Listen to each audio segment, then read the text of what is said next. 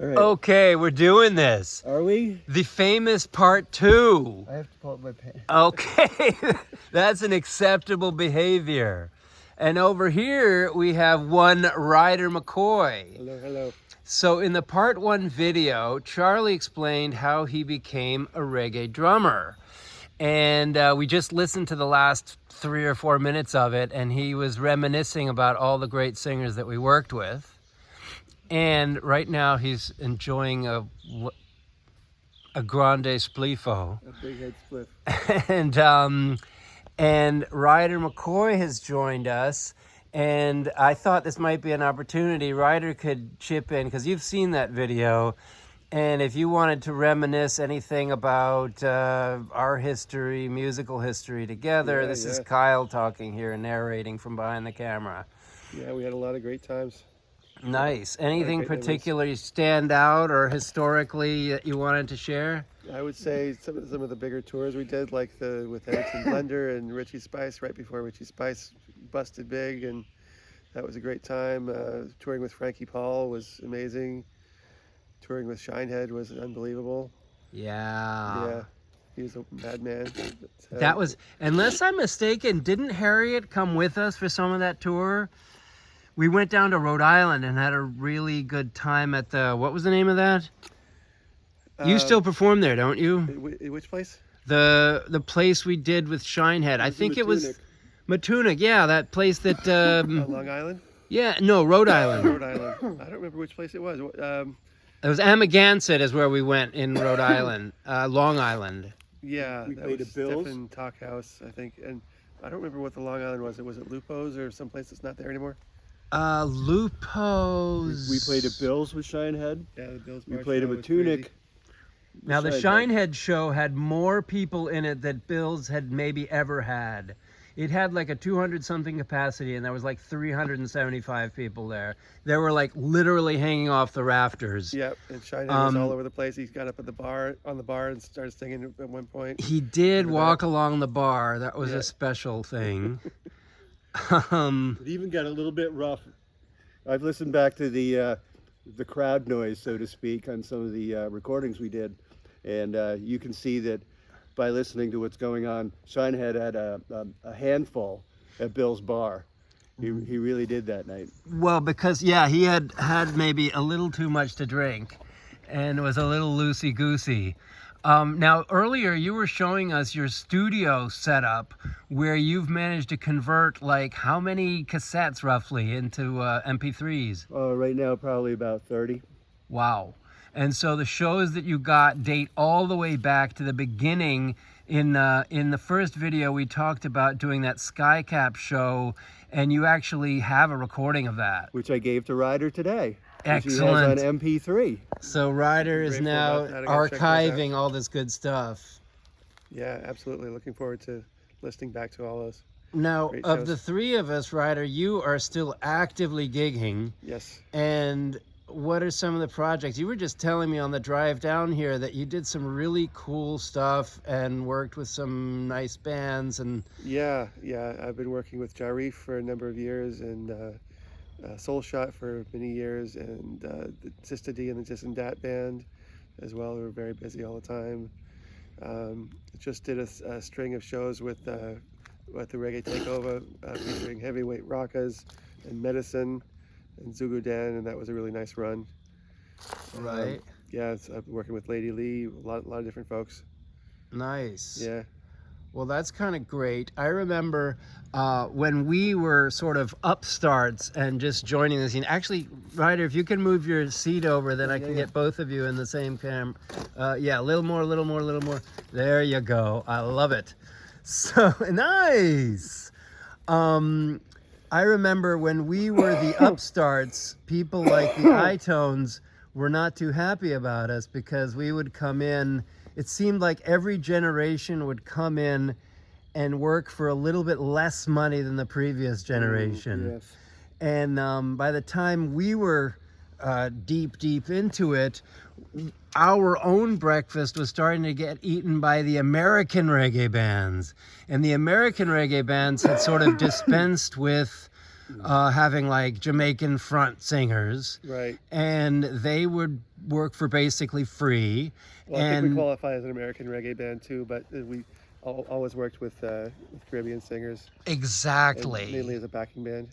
And you were saying, Ryder, earlier that you still don't feel like the local Caribbean audience really supports the US based groups? Yeah, that's kind of always been the case, my experience to some extent.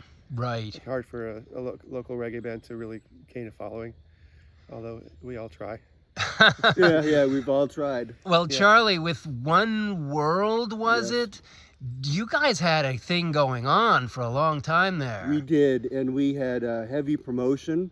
Mm. That was a big part of it.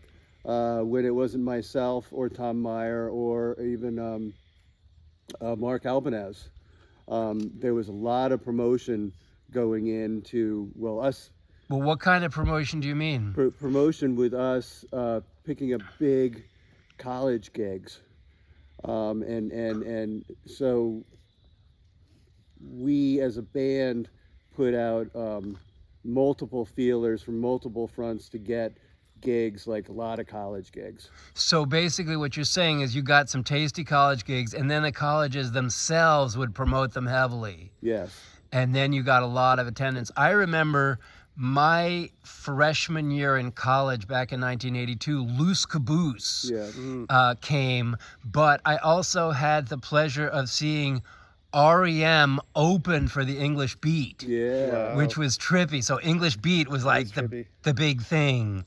And REM was just Beat, opening. Yeah, it was pretty incredible. They're touring still. Yep. And Dave- there's Dave touring Wakeling. still. I saw them at Johnny D's. You saw them too, I Yeah, I think. did at Johnny D's. Yep. That's great.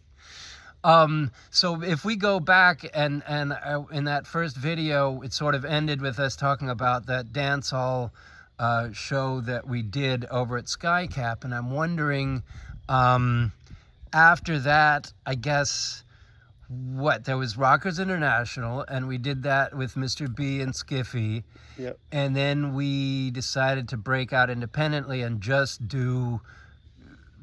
be the band and then back other people, and for a lot of years we worked just the three of us, which was pretty amazing.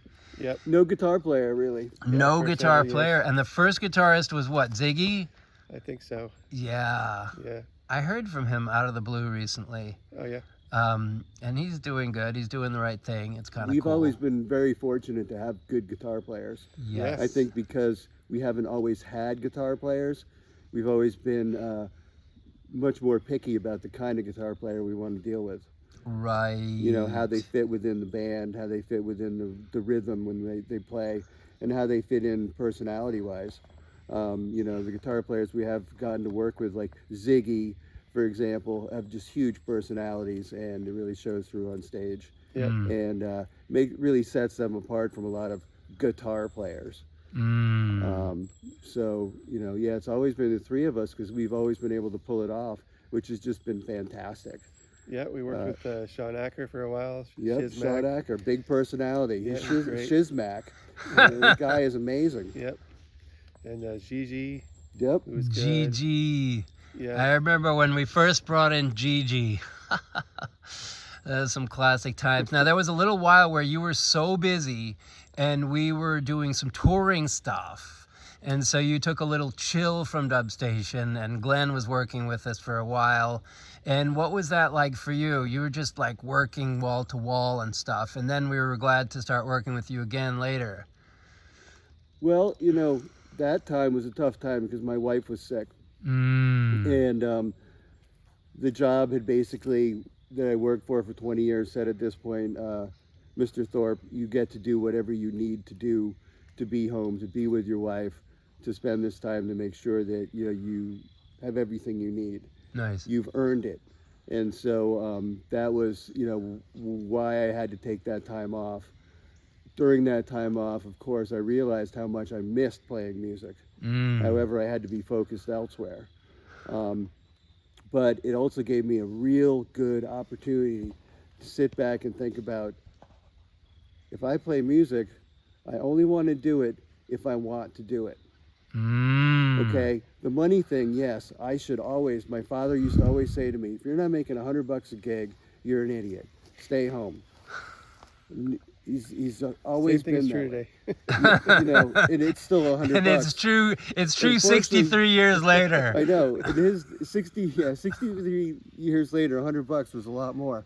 Yeah. Trust me. But we do it because we want to do it, and there is no bigger charge, I can definitely say, than being in front of a live audience and really blowing their mind and having that feedback when all of a sudden you just go, whoa, you can just feel this, which we've done with some big, great artists, which we knew they were heavy, high power artists, but some artists like Richie Spice the first time. That guy, when we got the feedback off the crowd from him, there was just nothing else. And that being the musician, like, hey, I'm part of this. I'm making this happen now. Isn't this great? There's nothing else that can be created like that unless you're creating it yourself by doing that, being that musician, playing it at that time. Right. That's why we do it. It's a huge rush. It's like riding your bicycle fast or doing something you know you probably shouldn't be doing, something like that. But you love doing it. And you know you're making people happy because they're smiling back at you. True. I know one thing that I sort of have mused about is like one thing you can always say once you're gone is that you made thousands and thousands and thousands of people dance. And and you played. They heard you play. Isn't that crazy? Exactly. Like what you were putting down was going into their ears. Can you imagine? You think back real quick. The three of us, any one of us, would just say, the amount of work, time, effort, and energy you put into music, you never could believe you would have ever put that time and energy into anything in your entire life. You look back and go, how did I ever have the fucking energy to go to a gig, do this, work with 2 hours of sleep, go do this, work, go play a shitty gig, go do this, blah, blah, blah, how did I ever deal with it? I must have, just had strengths and superpowers. What happened? No, you Right. just did it because that's what you did. You didn't know any better. And you enjoyed playing the music, and that kind of got you off and get you to the next time. That's true. I don't know if either one of you played a gig. I did a gig with Tom O'Brien, and it was at Wachusett Mountain or something like that. And we pulled up, and they said, "Oh, the load-in. So you have to take your stuff in through the kitchen, put it in a dumbwaiter, take it up in the elevator, then go up the stairs, take it out of that dumbwaiter, and then go, half a block down the building to set up." Yeah. There was some hard... Oh, I got another memory. Do you remember playing Hampton Beach? Hampton Beach with Jabi. Wasn't that his name? The guitar... Was he a guitarist? Or was he a percussionist? I'm not sure which It gig wasn't that was. Jabi, the Brian from iVibes. Oh, I'm getting his name wrong. You know who I'm talking about. okay. And he carried the SP4s down the stairs by himself. Oh my God. You know who I'm talking about. Jeez. That's crazy. Can't remember. You can't remember. So, all right. Well, give me some memories So that you big. do remember of crazy shows that involved ridiculous details. Well, you talk about crazy load-ins. My only real memory is the Western Front. Rest Oh. in peace. We had the That was two-story. the first, what I was going to say, Ryder, was the Western Front. Going up those back stairs in Yeah. the snow and the ice. Uh-huh. Yeah, they never put any salt down on the stairs. I almost died how many times on that thing? That was the most hazardous load-in. Ever. And Ever. in the winter, it would get icy. Yep. Yeah. And another awesome feature of that was that they didn't have any light. So you were doing all that shit in the dark. Then you have to load in that alley. Great place to play. Oh God, you had to Yes. squeeze in this tiny little alley and be Yeah. lucky Not that you make didn't any scrape noise, the fence. not wake up any neighbors. Right. Once you got in, it was a great place to play. But getting up there, getting all the stuff up Then there. it was icy, then bringing it down. Right, bring it down at the end of the night. I'm glad I didn't have to lug like a Hammond Oh, B3 God. or Rhodes up there. Like I some- swear to God, I've some seen them people up have. there. So I'm sure I have. Yep, some people did. Somebody did that. Every time I drive by there, it's condos now. It gets me a little sad. And there was some other, didn't we play? We played with Mighty Charge in that place in Rhode Island called the something house. Come on. It was an So long amazing ago. place that was hosting reggae for years, and we were trying to get into it, and we finally got into it. Stage House? No.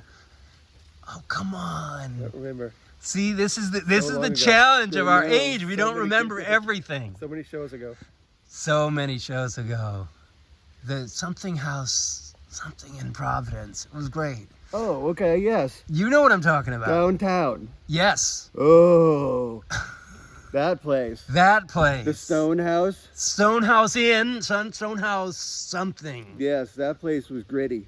That was gritty, but very cool. Very gritty. And in the first video, you talked about the Skycap Plaza, but of course, there was always 3 C's, Yep. which was the first place that I was exposed to like 20-foot speaker towers. Oh my Yeah. God, me too. We did some big shows there. That was Unbelievable. amazing. And you had 2 or 3 of those on each side of the stage. And I remember I had to do, I think I did 2 18s for myself on the stage, one on top of the other. Or maybe I had my Mesa Boogie double 15 and I'd put that on top of an 18 or something ridiculous. Yep. Just so you could hear yourself. I remember we backed up Wayne Wonder there. We backed up Lady Saw there. We backed up Mad Cobra. It was beer madness. Johnny Osborne. Johnny Osborne. Probably some other people. Frank as Johnny well. Osborne. If you don't put an H in front of that O, you just don't have it right. Johnny Ho- Johnny, Yeah, man. Enough good times. Frankie Paul. they're all in that book. They're all in that book. This is the magic little book that recounts some of the history. There, in fact, there's the Outstanding Reggae Band Award from the Boston Music Awards. That was a good time. It's amazing. Yeah. I remember going to that awards ceremony. There were some other shows. What were some other weird venues that we did? You talk about terrible conditions. I think the most one that stands out for me is the first or second time we played at Sugarloaf at their Reggae Fest. Oh, We were God. we were playing outside on the mountainside. Yep. We had to wear our winter coats, 40 and degrees weather. fingerless gloves, and everything in order to. My That's memory something. of either that show or another one at Sugarloaf was they had the band house. And the band house was at the end of a long driveway, and you drove down the driveway in the snow and said, wait a minute, we're not going to make it to the end of this goddamn driveway. We had to back up and call them and have them plow it out. We played a gig at the Zodiac, and it was right before Christmas. And I think it was with Frankie Paul, or might have been with Pat Kelly. I'm next to the back door of the exit, with the course where you set the drums up. It's snowing out like crazy. It's really cold outside. The door is open. It is snowing on my feet. It is snowing the whole gig, Oh, you mean while you're playing? like a blizzard. Holy shit. That was, and I had to keep my mind on the music. Of course, everyone's sweating right up here. You know what I'm saying? Right. Just watching, it's wet. That was ridiculous. Yeah, playing it with the ski areas. We have pictures of Mr. B with a hoodie on, Mm-hmm. and he's got his microphone like this. Bad We're boy playing style. outdoors at a ski fest. I think that Crazy stuff we did for Pat music. Kelly gig was the guy who was with him saying, if you want to Hopeton live Lewis, on the Hopeton right Lewis. track. Yeah. What's his name? Hopeton Hooped and Lewis. loose. Hopeton Upton Lewis. Wow. That was a great time. And we great. rehearsed a lot in Charlestown at that rehearsal space called the Music Complex. Music Yep. Complex, yep. And also is now completely gone. They tore the building down and made it into a big parking lot for the T station there. Right. Oh, really? It's all Yeah, parking there? Yeah, it's a big parking lot now. Wow. Yeah, a lot of those places are gone, and yet, Ryder, you say there's still enough of a scene that people are coming out. Yeah, there's the tradition continues. The next generation. There's a lot of people out there making great music in Boston. Roots Alley Collective, the Naya Rockers, Soul Rebel Project. So the crowds are coming out. Yeah, I mean, different bands have different draws and everything, but bands like the Elevators are doing great touring and playing great big And so places. the audience is mostly younger people or people who might have come to our shows? It depends on the band and the show, but it's a mix. Everywhere I go, it seems to be a good mix. What can you guys say about your experience of Bill's Bar as a venue to work in? How much time we got left in this video? Well, we're almost at 20 minutes, and the other one was 23 minutes. Yeah. Bill's Bar, I can say, after playing in all the bands that I've played in, was obviously the most formative years for me by far, mostly because it was every Sunday, frequency. Yeah, same here. Although I had done house band stuff before, like Ralph's for 2 years. I did, a Thursday every year and a Wednesday every year. I mean, one day, a Wednesday, Every week. Anyways, did Ralph's house band thing, but spent so much time at Bill's Bar. I went through so many changes with the band and changes with the bar itself. And Yes. the people that work there and the personalities that go in and out of there. We've met some great people going in and out of there who all work there. How much time do you have about Bill's Bar? Yeah. You know, that sign used to be across Berkeley on Mass Ave when it used to be Bill's Bar. Oh, really? That's the right. actual sign came from another venue. Bar called Bill's Bar, which is across the dorms from up on. You know what the Mass Ave. Western Front I used to know be you know. called? What was that? Porky's. Yeah, there you go. Like, I literally that looked at one. the sign and I could see the name Porky's from behind it. But Bill's Bar, for us, you know, I know what it did for us personally because we all were there. But I really wonder what it's done to that place. You know, I know it made them a shit ton of money, you know, on fucking Sundays. So that must have been great for them. They kept us around for a long time. Yeah, through we had a thick and good long thin. run. I think it was 13 years. Yeah, we came thick in and after thin. the reggae. 95 till 2008. Yeah, the Reggae Sundays had been going on there since the early 90s, I believe. Bands like Motion and Conscious Band and Just Spirit before us, and then we came in as the house band and kept it that way with a rotating, revolving door of different singers for a lot of years. That's very true. I remember occasionally, if it was a really big show, they would let us go in and play in Venus de Milo, Yeah. which was a super cool side venue. We warmed up for the Whalers there. Oh, yes, so true, so true. I remember the Wailers played there. And I remember Hot Like Fire played in there for a while. I don't know why they weren't using it. I had a particular, this is one of the only times that I've ever moonlighted from the Dub Station project. I had managed to get robbed in Central Square and almost killed some afternoon. And Kelly called me up and said, hey, do you want to play bass with us tonight? And I was like, you know what? I do. I survived this thing. I'm This going to play guy's got- music. he's got adrenaline going through him right now. Yeah. Tell him to jump off a cliff. He'll go through it. Exactly. I gotcha. I've been there. Yeah, so that was a trip. Yeah, Bill's Bar was definitely a thing. Back in the Motion days, Motion was a great band to have as like another bull in the pen, if you will. Yeah, they were amazing. They were bands. very strong Respect for those performers, and they did. You'll I like remember. who you find on the flash drive. 'Cause Right. there's Motion's on one of the live Bills gigs. I can't wait to check that out. Ruffa hilarious. was their rapper. Ruff is on it. He does a piece.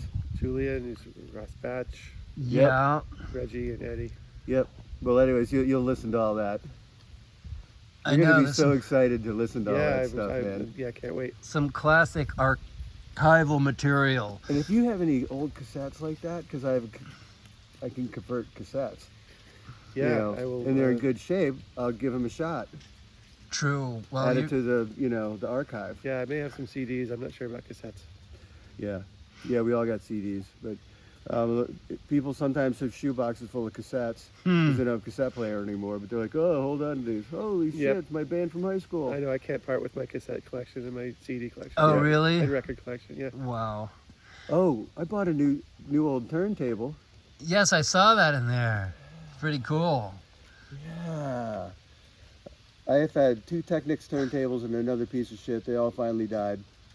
But I just wanted a vintage turntable to listen to my vinyl and my clip speakers, in my room there, Right. because it'll just blow the roof off. Hmm. And I need to find something that didn't do this too much, you know what I mean?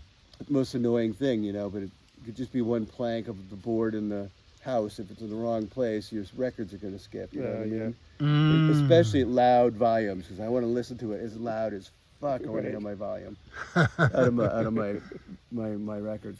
Right. So So what have I missed? What did we not cover that we should try to mention for these people? I don't know. We had a lot of good times, a lot of good little mini tours, a lot of recordings that we did. Oh, I'm having a memory of going to Nantucket, and Mr. B and me fishing for squid off the pier there in the middle of the night. That was a good time. When we played at the Chicken Box. The chicken Oh, box. I was so glad to experience the Chicken Box. The Chicken Box was just a great place that all reggae bands should play, and most do. Right. If you haven't made it to the Chicken Box, you just started a reggae band. I'm not sure if it's even still around, but Yeah, It might is not. still around. Oh, really? Well, 4 years ago, I went by there, and guess what? Maybe it was 5 years ago. I was riding my orange Pinarello, and I got on the island, and I got off the ferry, and I had my orange bike. And I said to myself, I'm going to see if I can just ride on over to the band house. I haven't been here in 20 years. So on my orange bike, which I had last time I had been there, I just got on my bike, doop-de-doo, and I go, okay, I'm going this way. Next thing I know, I'm standing at the door of the band house. The door is open. There's a bunch of people smoking pot and people like sitting like this on the sofa complaining about life. I'm like, oh my God. I've been there. I am at the band Chicken Box right next to it, literally. And I'm like, Wow. my bicycle literally brought me right back to the Chicken Box. it's the It was same as so it ever was, funny. right? It was so funny. That's great.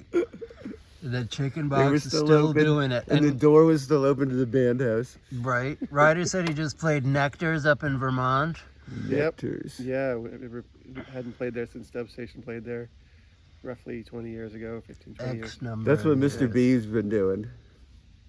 See that? Oh, is this the fish thing? That fish is bigger than him. Oh That's my recent. goodness. That's what he's been up to. That's a heavy duty fish. All right, well, maybe I should wrap up this video unless you all can think of anything else you want to wake the town and tell the people. Just want to say it's great to be here, reuniting with you guys, and it's kind of surreal, but it's a lot of, it's great to be here. Super cool. Yeah. Mr. Thorpe. I can't imagine you guys are here. I'm so glad. It makes me really, really happy. It's been a long time. Thank you. I love really, it. really appreciate it. Totally. Let me do this. I'm going to do like a selfie where we're going to get wait, I can't turn the goddamn thing around. So actually, I have to do this. You hold it out. You hold this out like this. Okay, Okay. just hold it in that position, just like that. Yeah, don't push any buttons. Okay, and then I'm going to go over here and say hello. And then I'm going to come on back. And then I'm going to push pause. Oh, wait, there's Ryder. Love it. Fantastico.